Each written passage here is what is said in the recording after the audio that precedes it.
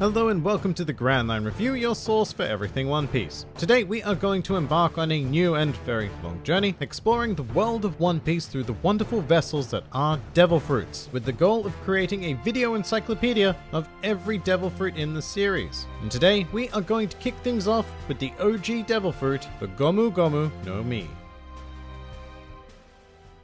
The Gomu Gomu No Mi is a paramecia type fruit that transforms its user's body into rubber. It was eaten by the main protagonist of One Piece, Monkey D. Luffy, and as you can probably infer from that fact, it is the first devil fruit seen in the series, making a pre-consumption appearance all the way back in chapter 1 of the manga and episode 4 of the series. This fruit takes its name quite literally from the Japanese word for rubber, gomu, which interestingly enough is itself a loan word from the Dutch language. In Dutch, the word gom is used to refer to natural rubber. So for example, the gooey latex harvested from rubber trees would be gom, as opposed to synthetic rubber. In the English translation, this fruit is called the gum gum fruit, which isn't a literal translation, but definitely a pragmatic one that at least retains the phonetic intention of the original. Despite that, I'm going to continue referring to it as the gomu gomu, like the weeb I am. So given that this fruit turns its user's body into rubber, the primary feature gained is the ability to stretch, with properties similar to that of elastic. Now, very importantly, that means that any use of stretching will result in the user's body naturally wanting to return to its base state, which also results in the first major weakness of this fruit, the buildup of elastic potential energy. To illustrate, when you take a rubber band and apply force to stretch it out, this action results in a buildup of elastic potential energy, which is used to, rather violently, return the object to its natural state. The powers of the Gomu Gomu No Mi work very similarly, except in the form of the user's body, which means that a user of this fruit will incur the full force of any elastic potential energy they create. Essentially, what I'm saying is if you decide to hit somebody with a basic attack like a Gomu Gomu no pistol, then you had better be prepared for your own body to hit you back with an even stronger force. I think that's something that often gets forgotten when viewing Luffy using this power, but what we need to remember when viewing the Gomu Gomu no Mi in this context is that Luffy possesses the strength of a superhuman. Eating this devil fruit did absolutely nothing to increase his strength. That was entirely his own training and hard work. As a result, Luffy's naturally strong body can mitigate most negative effects in regards to elastic potential force. In fact, to the average human being, this devil fruit would be pretty useless initially, because without the superhuman muscle capacity, the most useful thing a regular person could do is maybe stretch their arm a couple of meters to avoid standing up to get an object that is slightly inconveniently out of reach. But should you put in the time to build your body, then a whole universe of options awaits you in regards to the Gomu Gomu no Mi. For example, you could take advantage of elastic potential force, deliberately stretching yourself to a limit and then taking aim at an enemy or object and unleashing the full force of energy onto them, such as with the Gomu Gomu no Bazooka. This will result in a far more devastating effect than the user could conjure with a more direct strike. Of course, the main counter to this is that an opponent will be able to see it coming. However, if you apply one more layer of creativity, such with Luffy's Gomu Gomu no Bullet, you can engage in the act of flinging an arm back while simultaneously running towards an enemy. In this way, you can make sure that your strike will land, as well as maximize the damage inflicted by unleashing the full force of built-up energy, rather than wasting some of that energy traveling to the target. And you can continue to build on this by adding further alterations such as twisting your limbs to further increase the force of impact, acting like a very blunt drill. But you get the idea. The potential applications of this fruit in terms of attack power are absolutely absurd. And we haven't even begun to explore the weird potential of other techniques, like being able to blow up your body like a balloon, or stretch your fingers to the point where they can act as a net, or even expand your mouth to the point where you can literally attempt to eat an enemy. With the right creative mind, there are essentially no limits to the variety of movement the Gomu Gomu no Mi can accomplish. You are restricted only by your imagination. So with that said, let's get into the craziest demonstrated use of the Gomu Gomu no Mi, which is undoubtedly the advent of gears. Gear second is a technique whereby Luffy is able to pump blood around his body at a much higher rate. Exactly how does he do this naturally? Nobody knows. However, the extreme rate at which he performs this task would not be possible with a regular human body, as veins and arteries would burst from the pressure. The end effect, however, is a higher discharge of red blood cells, which carry oxygen and other assorted nutrients. So the attempted logic behind this is that the increased amounts of delicious nutrients would make muscles work more effectively and result in greater speed and power. The next technique, gear third, is much simpler to explain. Luffy bites into his thumb joint and blows in enough air to inflate his bones. Yes, his bones, because they also happen to be made of rubber. And then we have gear fourth, which is a similar process to gear third, except it uses haki and involves inflating the majority of the body's muscle structure. And look, there's a much better explanation than that, but I'm not going to get too deeply into the mechanics of gears in this video. The point is that all of this is only possible with a rubber body, courtesy of the Gomu Gomu no Mi. Some other miscellaneous things to consider when becoming a rubber human. Having a body composed entirely of rubber makes you essentially immune to electricity, because electricity is a notoriously lazy energy that will always travel the path of least resistance. Rubber happens to have a very high resistance, so electricity will avoid rubber like an introvert avoids social interaction.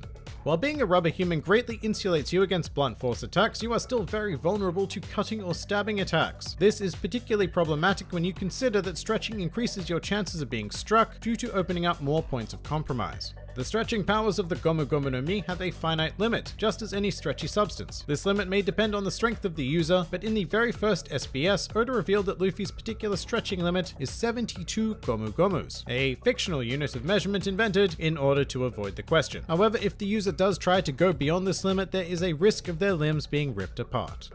Essentially, the Gomu Gomu No Mi is what I would consider to be a pretty average devil fruit with an absolute ton of potential. However, to access that potential, you need to be an extraordinarily driven individual, both physically and mentally. Your everyday person is unlikely to see a lot of benefit from its consumption, and if it had been eaten by anyone else in the series other than Luffy, it may even be quite forgettable. But instead, the Gomu Gomu No Mi acts as the perfect example of how a devil fruit is only as good as the individual using it. So with that, we are going to commit the Gomu Gomu No Mi as the inaugural entry into the Devil Fruit Encyclopedia. Next week, we will be examining the Bara Bara No Mi, another paramecia type with some pretty crazy body-splitting abilities. Lots of fun, you'll love it. But if you enjoyed this video, then please feel free to like, favorite, or subscribe. And if you are in any way keen on supporting this independent channel, then please do check out my Patreon, Discord server, or Twitter, the links to which are in the handy description below. And finally, please do comment with your thoughts on the Gomu Gomu No Mi. This has been the Grand Line Review, and I'll see you next time.